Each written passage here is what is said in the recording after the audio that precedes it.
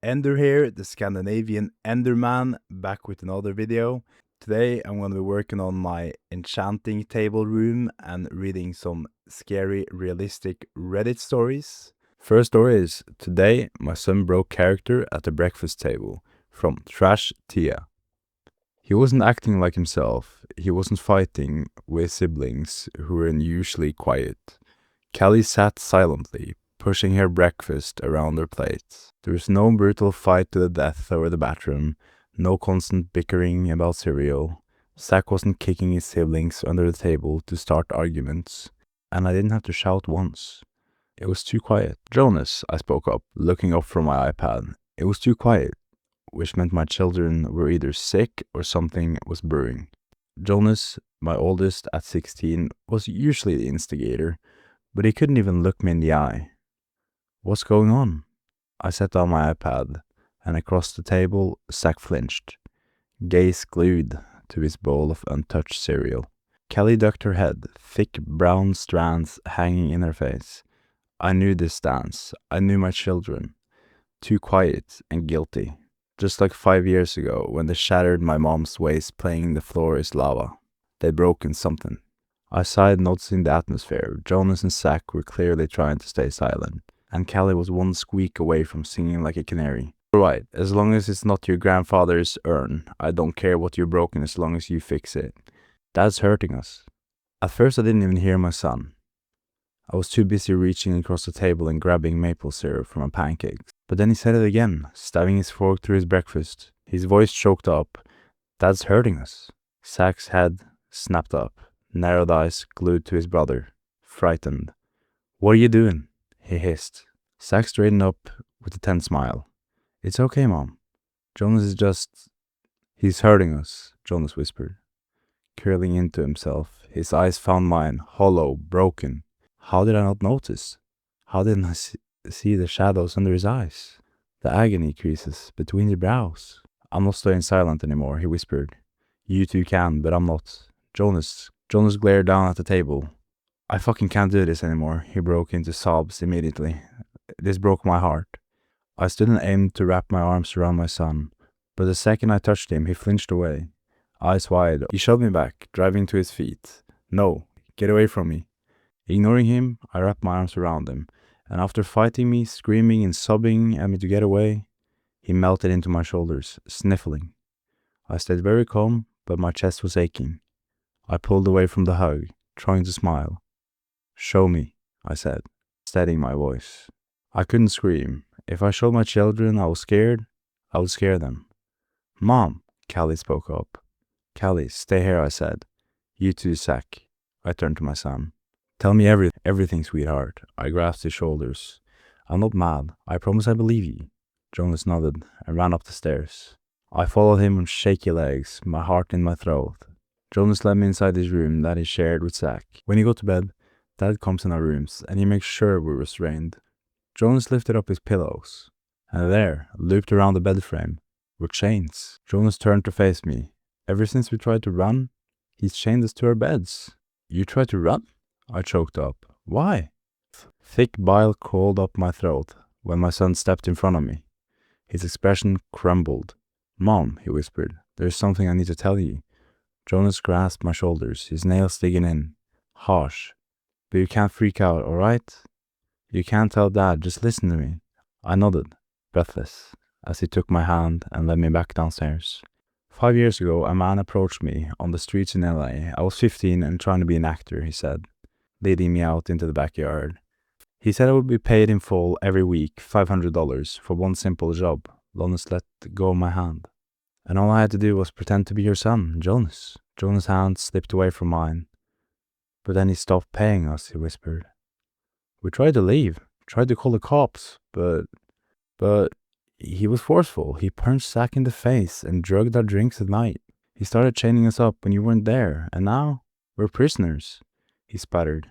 I'm not even from here. I'm from Texas. I ran away to LA because I thought I wanted to be an actor, but I'm done playing a fucking dead kid. Jonas ducked his head. We just want to go home, Mrs. McCarthy. Jonas shook his head. Mom, he corrected himself. So we're gonna go. Zach's voice startled out. He was standing behind me, grasping hold of Callie's hand. I'm sorry for your loss, he whispered. But we're not your children. He nodded at Jonas. Get your shit, Jack. We're going. Jonas nodded. He gave me a quick hug. Thank you for saving us, he said. And I'm sorry for your loss, Miss McCarthy. I stood numb as the three of them started towards the fence, and I was reaching into my jeans and pulling out my gun. Something inside me exploded. I let out a shriek of laughter. I started forward, pressing the gun to my sweet daughter's head. The stupid kids, I spoke through gritted teeth. I wasn't losing them again. I buried my children once. Never again. Your father ran the audits, I said, clicking off the safety. I lowered the barrel to Kelly's calf. Run, and I'll cut off your legs. They froze, and I took pleasure in my next words. But who do you think chose you? So before I start reading the next one, this is one of the best Reddit stories I've come across. Like, the way, the psychology of making you think it's the father and that the mother is innocent, and then to find out that she's actually just as bad or maybe even worse than the father. It's amazing. So the next story here is I had a disturbing conversation with my 7-year-old daughter by Sam Haisom. Dad, I saw a zombie. I was in the kitchen making tea when my little girl came rushing in. She ran through the back door so fast she almost tripped up the steps. I poured boiling water from the kettle into the mug, hardly looking up. Oh, yeah?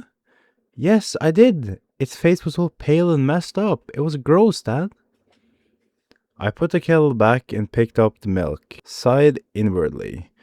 I really had to be more careful about what I watched on the TV in the evening. Rose has a habit of sneaking downstairs in the night, and last week she caught me watching The Walking Dead. Of all things, right?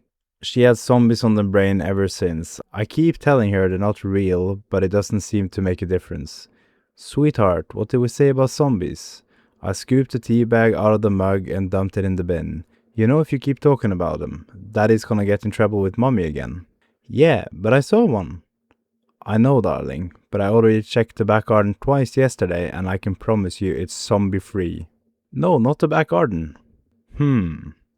I didn't see it in the back garden. I had the mug half raised to my lips. Now I put it down again. I turned to look at Rose. Her hair was windswept, and her cheeks were red, as if she'd been running. Sweetheart, I put on my stern, dad's not happy voice. I'm gonna ask you one question, and I want you to be honest with me. Have you been playing along the path out back again? I didn't really need to ask the question, because I already knew the answer. Rosie is allowed to play in the garden on her own, and sometimes, if she asks permission first, we let her ride her bike along the path at the back of her house, the one that runs past all our neighbors' back gardens. But that's all we allow her to do. The area is pretty safe, but these days you can never be too careful. There was a burglary a couple of roads over a few months back, and last year someone was mugged on the highway street. Several years ago, a few towns over, a little boy even went missing. That was quite a long way away from here, of course, but it made national news for a few days until the search fizzled out. And it made a lot of parents cautious. Rosie's getting older now, and she's an adventurous girl. But still you have to have boundaries, and a few occasions lately Rosie's been crossing those boundaries. Riding her bike further than she should, not coming in straight away when we call for her, sneaking out the back gate when she's only meant to be playing in the garden. As I watch Rosie now, I notice her face growing redder. She looked away from me down the kitchen floor and scuffed her feet. Dad, I only went a little way down, she said. I promise. I was chatting with Mr. Henderson. Because I saw him in his back garden, I said hello and made him jump. I sighed. So there he was, Mr. Henderson, was Rosie's zombie from yesterday. I sighed. So there he was, Mr. Henderson was Rosie's zombie. Yesterday was a postman, and the day before that was a different neighbor. I took a sip of the tea and shook my head. Mr. Henderson was, in fairness, a better candidate than the others. The guy lived on his own, and he looked about 100 years old, moles all over his face, skin like a deflated balloon. Whenever we'd chatted over the garden fence before, though, he'd always seemed nice enough, just a bit lonely. I couldn't have Rosie going around calling him a zombie. Listen to me, sweetheart. I know you didn't go far or anything. I came right back after, too. Dad. Rosie interrupted. She was staring up at me now, blue eyes large and pleading. I promise, and I even said no when Mr. Henderson offered me an ice cream. Because I know you don't like me taking stuff from strangers, I opened my mouth to respond, then paused. He offered you ice cream? Yeah, but I said no. Mr. Henderson really wanted me to come in and have one. But I told him I had to get home. And then I came straight back here to tell you I'd seen a zombie, and I... Rosie was babbling now, her voice whirring like a motor. But I stopped listening. My mind was still stuck on something she'd said a moment before. Mr. Henderson really wanted me to come in and have one. I took another sip of the tea and frowned. That wasn't good. I didn't mind the neighbors chatting to my little girl, but I didn't like the thought of them inviting her in, not without us there. Not even if they were just kind, lonely old men. I made up my mind to go around and visit Mr. Henderson later, and tell him that myself. Kindly, of course, but firmly. In the end, though, I didn't get the chance, because a few moments after I had the thought, Rosie said something else, something that pushed everything else from the front of my mind, and ended the idea I might have had about going over to Mr. Henderson's house. She said something that made me feel cold. Daddy, please don't stop me from playing in the garden. I promise I won't sneak out again. I don't want the zombie to get me. Rosie, I'm not gonna stop you from playing in the garden, but you have to make me a couple of promises. First, promise me you'll stop going around calling people zombies. Mr. Henderson might be old, but he's not one of the living dead. Rosie frowned. I didn't. What do you mean, you didn't? You just ran in here a moment ago calling him one. No, I didn't. Mr. Henderson's not a zombie. I saw a zombie in his house, but it wasn't him. I frowned. I had the mug raised to my lips to take another sip of tea, but now I put it down again. What do you mean, sweetheart? You saw someone else in his house? Yeah, the zombie dad. I could see it pressed against his little basement window while I was talking to him. Cold fingers ran up my spine. What? Yeah, it was really scary. Its face was all bashed up and bloody, and its mouth was open, like it was screaming at me. But you know what confused me, Dad? I tried to keep my voice steady. What? Well, I didn't realize kids can be zombies too. Sorry to break it to you, but I think Mr. Henderson's a bad person. I thought... Okay, back to the story. Well, I didn't realize kids could be zombies too, I thought it was only grown-ups, but I guess I must have been wrong, because the one in Mr. Henderson's basements looked just like a little boy. Not gonna lie, that's a dark twist right there. Thank you very much for watching, and I'll see you in the next one. Bye.